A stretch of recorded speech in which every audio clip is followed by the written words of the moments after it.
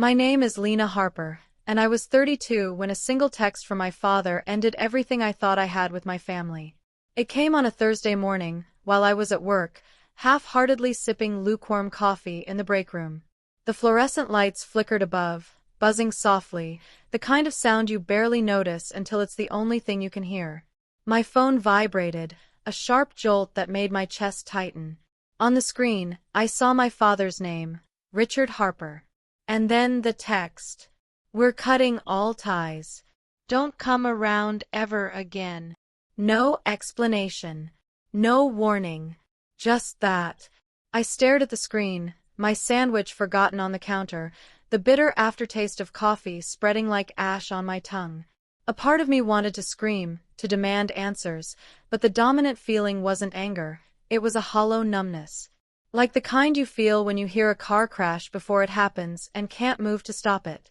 Then my sister, Clara, responded. A single laughing emoji. Not a heart. Not a question. Just that. I remember feeling my stomach twist. Her reaction wasn't shock. It wasn't concern.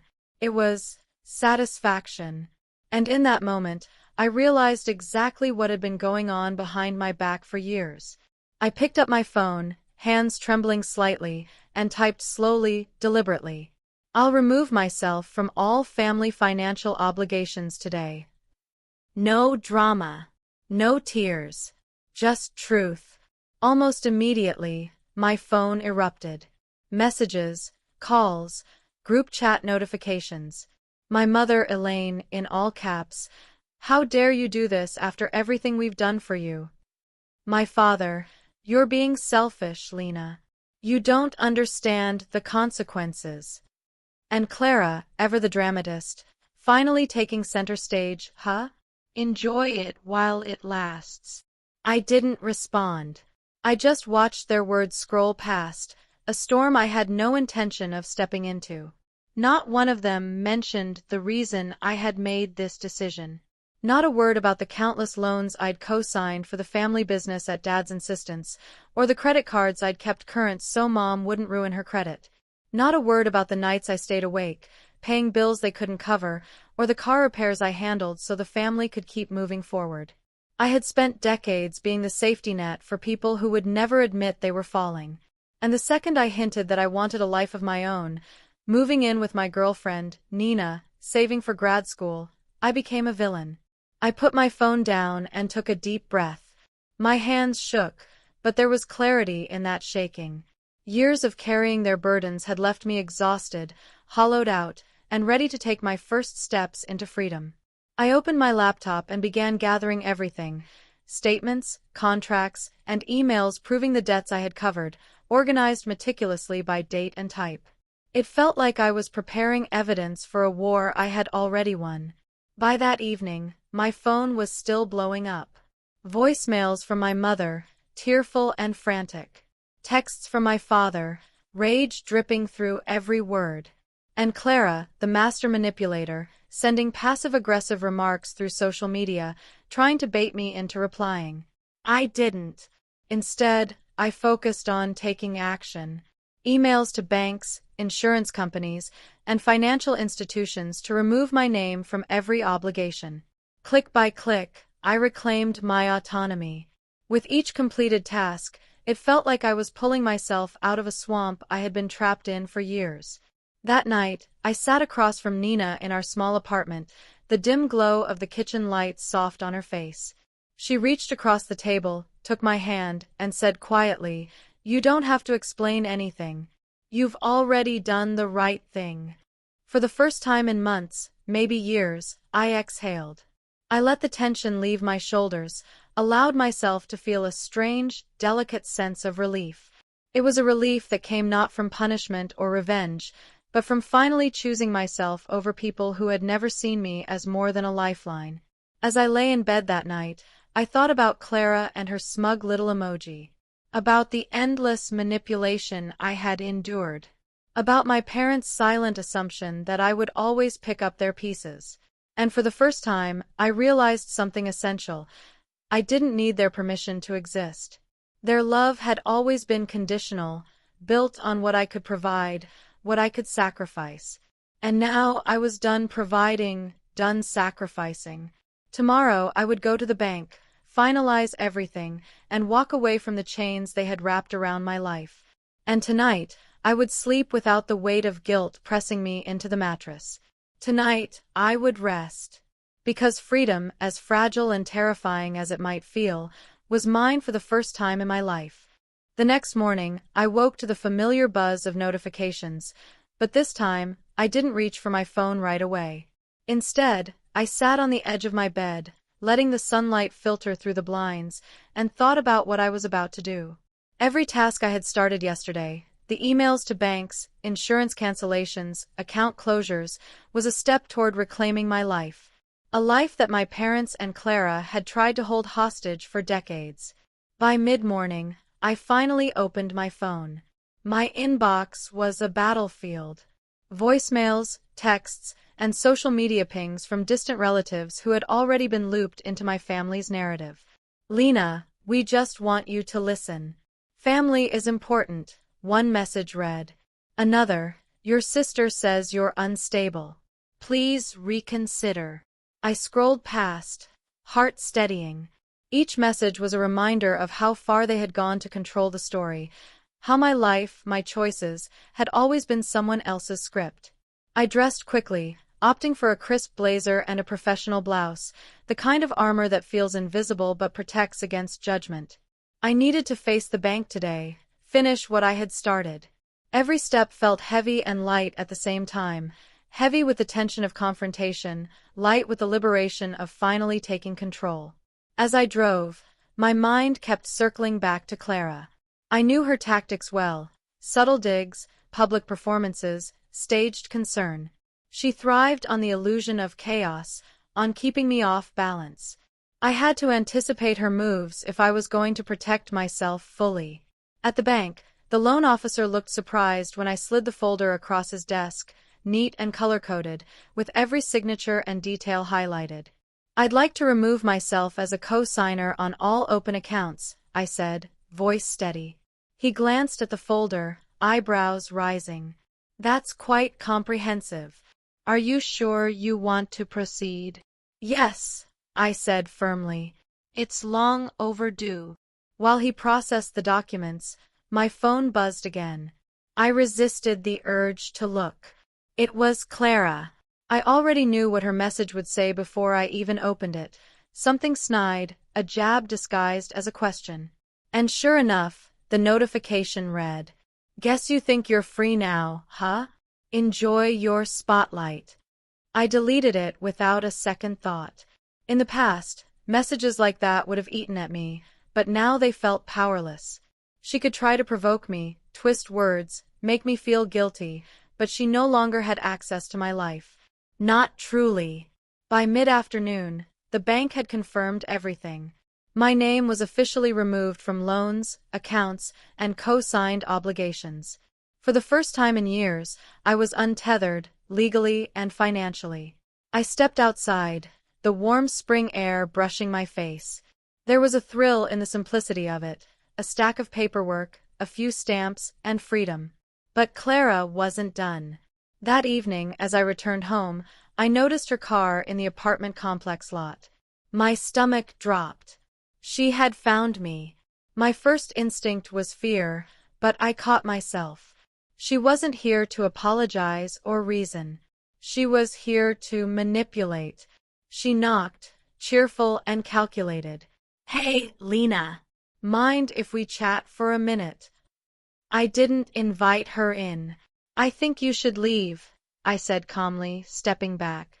Her smile faltered for a split second, then returned, sharper this time. "Come on. I just want to understand. You're hurting Mom and Dad. Is this really necessary?" "I've already explained myself," I replied. "You won't change anything. So leave." Clara's voice dropped to a softer, venomous tone. "You're making a huge mistake. This freedom you think you have, it's temporary. People like us always need each other." I didn't flinch. Instead, I turned and went inside, locking the door behind me. I could hear her car start up and drive away. Her attempts to intimidate me didn't land. I realized then that she had always been the one using fear as a tool, but now I was immune. Later, I sat with Nina in our living room, recounting the day. Her hand found mine, fingers lacing together, grounding me. "You did everything right," she said softly. "You chose yourself. That's all that matters." The truth was, it wasn't easy. Even with legal independence, the emotional entanglement remained. Clara had planted years of doubt, and for a fleeting moment, I questioned whether cutting ties had been selfish. But then I remembered every sleepless night, every crisis I had solved that wasn't mine to fix.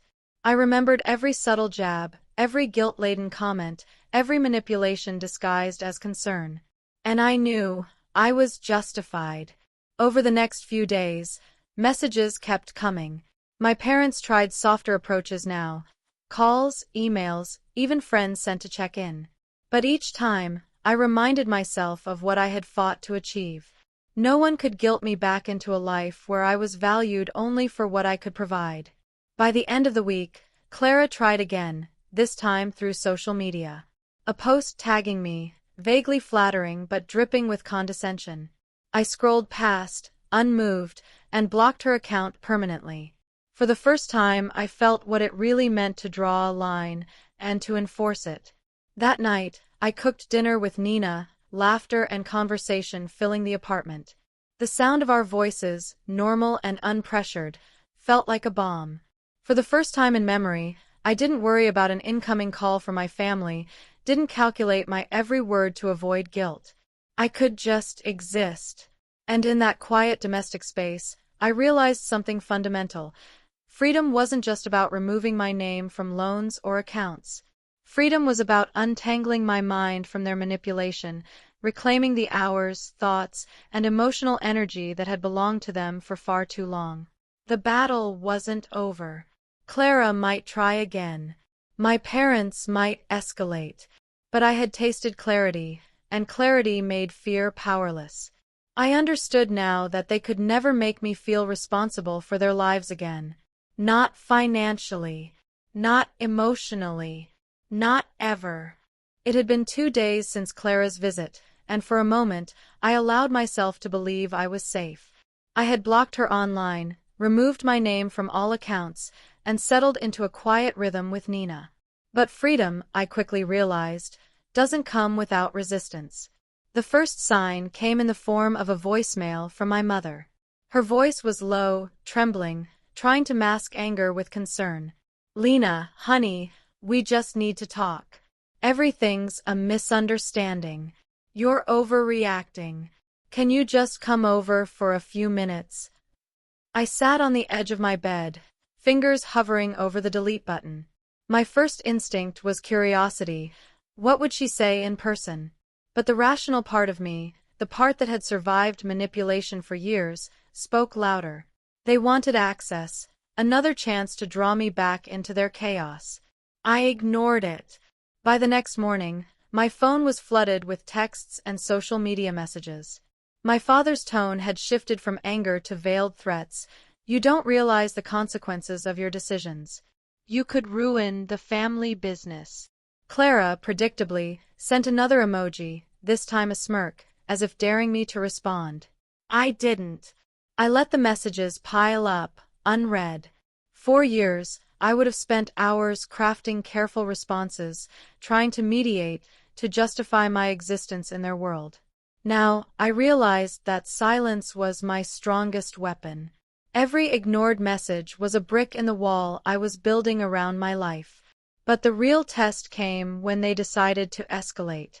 It was a gray Thursday afternoon when I returned from work, exhausted from meetings and deadlines. As I approached the front of the apartment complex, I saw a car parked in the lot. Familiar, black, understated, but I knew it instantly. Clara. She had driven from across town.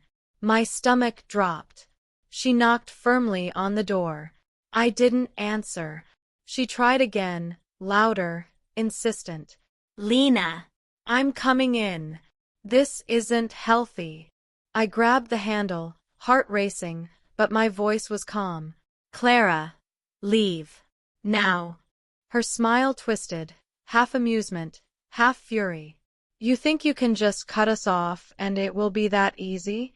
Mom and Dad are falling apart. We need you. I stepped back, crossing my arms. You don't need me. I'm done fixing things that aren't mine to fix. She laughed then, a sound that had once been charming, now hollow. You're selfish, Lena. You've always been selfish. Do you think you're the only one with problems? Do you think life owes you comfort? Her words were meant to pierce, to make me doubt myself. I felt the familiar tug of guilt, the reflexive desire to justify, to soothe. But I caught myself. I had spent decades responding to this exact manipulation, and now I could recognize it instantly. You've spent my entire life teaching me that my value comes from what I do for you, I said firmly. I'm done. I'm not your ATM, your safety net, or your scapegoat. Leave. She blinked, momentarily thrown off balance. Then she tried a different approach, soft, coaxing. Just one bridge loan. That's all we're asking. 1 month. Then everything's fine. No, my voice was steady. I didn't even feel the urge to explain further. She couldn't bargain with clarity. Defeated, she finally left, slamming the car door behind her. I stood in the apartment, breathing slowly, feeling my pulse settle. It was a small victory, but it mattered. For the first time, I had enforced a boundary without flinching. Later that evening, I sat with Nina in the kitchen, recounting the encounter. She reached across the counter and squeezed my hand. Every time you don't respond, every time you say no, you're reclaiming something they can never touch again, she said softly. And she was right. Each refusal, each boundary, was building a life that was entirely mine. Not borrowed, not conditional, not dependent on anyone else's approval. Over the next week, I continued securing my independence. I changed passwords, closed old accounts, and reviewed contracts with a meticulous eye. Even when friends or distant relatives reached out, their well-meaning concern was filtered through the lens of my family's manipulation. I let most messages go unread. Only the ones directly impacting me were addressed, and always with calm, clear intent. Clara tried one last time through social media, posting a photo of herself holding a family heirloom, tagging me with a comment, "Thinking of you, Lena. Wish you'd come back." I stared at the post for a moment, and then, quietly, blocked her permanently. I realized then that their narrative no longer had the power to define me. They could spin stories, create illusions, and stage sympathy, but it wouldn't touch the truth of my life. That weekend, Nina and I spent a quiet day together. We cooked breakfast, drank coffee on the balcony, and laughed about small things. For the first time in years, the weight of family expectation wasn't pressing down on me. I was beginning to understand something fundamental. Freedom wasn't just about legal separation or financial independence. It was about being untouchable emotionally. By Sunday evening, my phone was silent. No threats. No pleas. No manipulations. And for the first time, I allowed myself to feel something that had been foreign for decades. Peace. It wasn't complete. Clara and my parents were still out there, still capable of interference, but for the first time, I felt grounded. I had weathered their first wave, seen their tactics up close, and chosen clarity over fear.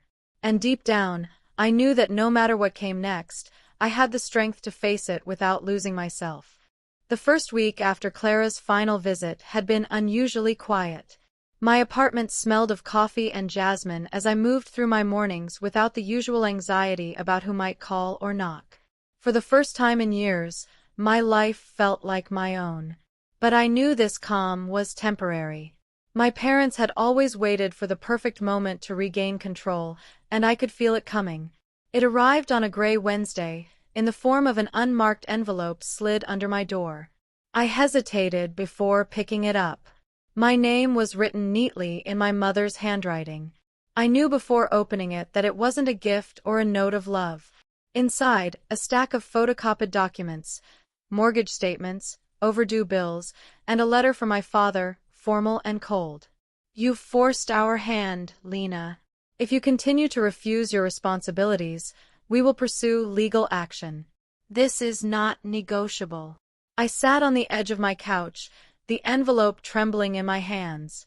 But unlike past incidents, the fear that usually followed their messages didn't take hold. Instead, a quiet clarity emerged. They could threaten, manipulate, or try to shame me, but the truth was undeniable. I had already protected myself legally. Their threats were hollow, a last attempt to regain leverage that no longer existed. I called Nina immediately. She was calm, pragmatic, grounding me when my pulse began to race. "Read everything carefully. Document it all. Don't engage emotionally. Let's make sure they can't touch you anymore," she said. Together, we organized the documents. Statements highlighted, emails logged, every financial obligation I had been tied to since my 20s accounted for. Each line I checked off felt like reclaiming a piece of myself I had lost over decades. Later that afternoon, there was a knock at my door. This time, it wasn't Clara. It was my mother and father, standing together, a cardboard box in their hands, faces carefully composed to appear worried and helpless. "Lena," my mother began, voice soft but insistent. "We're just here to talk. To explain. Please."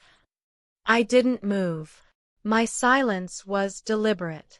I had learned long ago that any response, even polite, was an opening for manipulation. "We're struggling," my father added, voice tight with controlled frustration. "The business, the house. We can't manage without you. Just hear us out." I finally spoke, calm and deliberate. "You had decades to manage your own lives. I'm not here to fix what you refuse to take responsibility for. Leave." My mother's lips quivered. "Lena, don't do this. We're your family. Families forgive." "Families?" I interrupted, sharper than I expected. "Families don't manipulate and threaten. You used me as a bank, a fixer, and a scapegoat. That isn't forgiveness. That's control. And I'm done." My father's hand twitched toward the box, as if trying to offer peace through material objects. "We brought some things. Memories. Photos. Keepsakes. Just take them. Maybe you'll understand." I shook my head. "I don't need proof of what I've lost. And I don't need objects to remind me of your control. Take them." They left the box by the door, then turned and walked away. I waited until their footsteps faded completely before I opened the door, picked up the box, and carried it directly to the trash chute. Rain had started outside, and by the time the cardboard hit the bottom, the ink on the labels had begun to smear. It felt symbolic, somehow cleansing. That evening, Nina and I sat at our small kitchen table, the scent of garlic and roasted vegetables filling the apartment. She poured 2 glasses of wine and passed me one. "You didn't just survive today," she said. "You claimed everything that's yours. Emotionally, legally, everything." I smiled faintly. It doesn't feel victorious. It feels necessary. Like breathing after being underwater for years. Over the next few days, I noticed subtle shifts in my family's attempts. Emails became more formal, distant relatives reached out with platitudes instead of questions, and Clara's social media posts shifted from pointed remarks to vague, performative stories. None of it mattered. I had finally drawn the line, and it wasn't negotiable. I began making small changes in my life that had been impossible before. I upgraded my apartment security, changed my email and banking passwords, and even closed old accounts I had kept open out of obligation. Each action felt like a piece of armor, a reinforcement of the life I was building with Nina. By the end of the week, I found myself laughing genuinely while cooking dinner, a sound I hadn't allowed in years. I realized that in their absence, I was discovering freedom not just in legality, but in the simple joy of everyday life.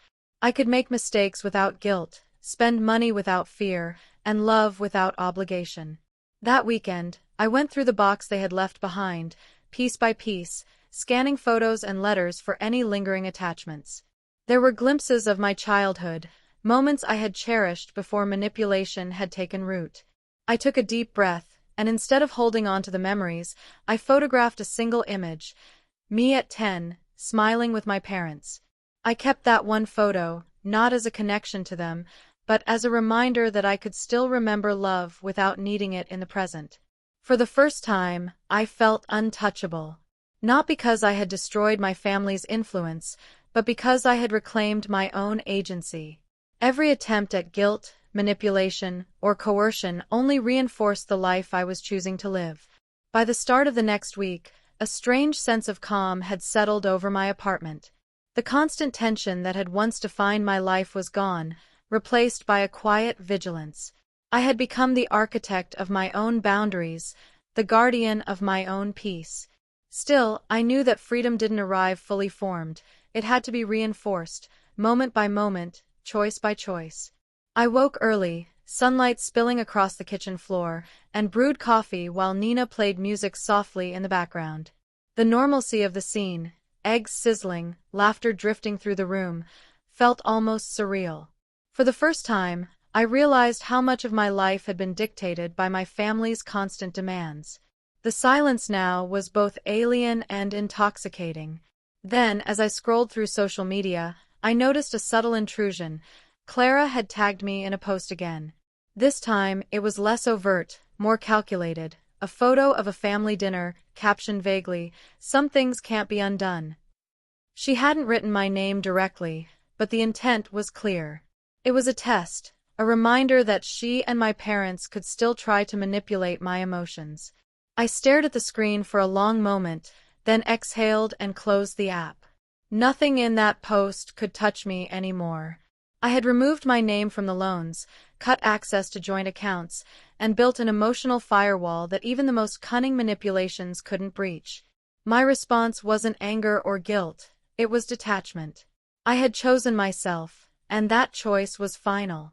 Later that day, a letter arrived from my parents. The tone was softer, almost pleading. "Lena, we understand your decision, but please know we still love you. We're struggling and just need one more chance." I let it sit unopened on the counter for hours. Eventually, I picked it up, glanced at the words, and made a deliberate choice. I would not let their love, or their version of it, dictate my life any longer. I tossed the letter into the recycling bin without reading further. It wasn't cruelty, it was clarity. Their version of love had always been conditional, transactional, and emotionally draining. I didn't need it. The real turning point came that evening, when Nina and I hosted a small dinner for friends. Laughter, conversation, and the smell of roasted vegetables filled the apartment. I realized that my life had room now, not just for responsibilities I chose, but for joy, for growth, for relationships built on mutual respect rather than obligation. In the quiet moments after our guests had left, I reflected on the past weeks. The legal battles, the confrontations, the emotional manipulation, they were all behind me. What remained was a clean slate, a life built on my decisions. I felt a rare sensation, complete ownership of my own story. Then, unexpectedly, Clara called. I stared at the phone for a long moment, debating whether to answer. Finally, I let it go to voicemail. The message was predictably venomous, thinly disguised as concern. "Lena, you're making a huge mistake. Don't think you can just erase us. You'll regret this." I didn't respond. I didn't need to. I knew that responding would only give her power, and I had spent too long giving it away. Instead, I listened to the voicemail once, then deleted it. With each deletion, I felt lighter, more anchored in my own reality. Weeks passed. The attempts to pull me back faded. My parents sent no more letters. Clara's posts became less frequent. My family's narrative of me, the ungrateful daughter, the selfish sister, circulated without effect. I no longer cared how they spun stories to others. I had reclaimed my life, and their opinions were irrelevant. I began taking steps to fully embrace independence. I applied for new credit accounts in my name alone, opened a savings account strictly for the future Nina and I were building, and invested in professional development I had postponed for years. Each decision reinforced my autonomy. One morning, as I prepared breakfast, I found an old photograph tucked behind a stack of papers. It was me at 16, standing between my parents and Clara, smiling innocently. I held the photo for a long moment, then placed it in a drawer. I didn't discard it. I didn't need to. It was a reminder, not of manipulation, guilt, or obligation, but of resilience. That night, as Nina and I sat on the balcony, the city lights glowing around us, she reached over and took my hand. "You're unshakable, Lena." "Truly," she said softly. I smiled. "Unshakable, maybe. But more than that, free." She nodded, understanding. Freedom isn't just about being away from them. It's about being fully yourself, without compromise. I leaned back, watching the sky darken. For the first time, I felt the profound weight of autonomy, not just legal and financial, but emotional and spiritual. The choices I made now were mine alone, and I was responsible only to myself and those I loved. In the weeks that followed, the sense of peace deepened. Sleep came easily, meals were shared without stress, and laughter became a natural part of the day. The city outside my windows no longer felt intimidating or oppressive. It was a space of opportunity, possibility, and renewal. And through it all, I realized a truth that had been obscured for decades. Control had always been theirs, but freedom had always been mine to claim. Winter was fading into spring when the last echoes of my family's interference finally vanished. The city felt lighter, the air clearer, as if the world itself recognized the space I had carved out for myself. Nina and I had settled into a rhythm, our days flowing with quiet purpose: work, laughter, cooking, late-night talks. I could feel, for the first time, a life that was fully mine. The transformation wasn't sudden. It had come piece by piece, refusing Clara, blocking numbers, closing accounts, and saying no without flinching. But now, months later, the changes felt permanent, irreversible. I no longer felt that reflexive anxiety whenever my phone buzzed. Instead, I checked messages out of curiosity, not dread. One morning, as I sipped my coffee on the balcony, I noticed a notification on social media. It was an update about my parents' house. The Carroll residence was officially sold. My chest tightened for a moment. Memories, obligations, and old resentments threatened to surface, but I held them at bay. I felt no gloating, no triumph, only clarity. They had constructed a life built on control and dependency. When I stepped away, the foundation crumbled. But that collapse wasn't my doing. It was a reflection of the choices they had made over decades. Nina appeared at my side, holding 2 mugs. "Thought you could use some company," she said, handing me coffee. I smiled, a genuine, unguarded smile. "It's strange. I thought I'd feel something else, pride, satisfaction, but all I feel is relief." She wrapped her arm around me. "That's enough. You survived them. You're not responsible for their mistakes. You're building something new." And she was right. For the first time, I realized that freedom wasn't about punishment or revenge. It was about peace, presence, and the ability to live without manipulation shaping every decision.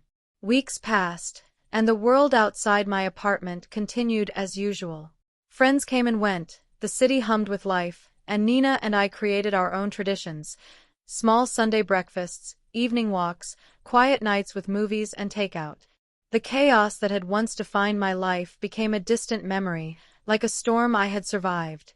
Occasionally, distant relatives tried to reach out, sharing gossip or feigned concern. I ignored them. Their opinions no longer mattered.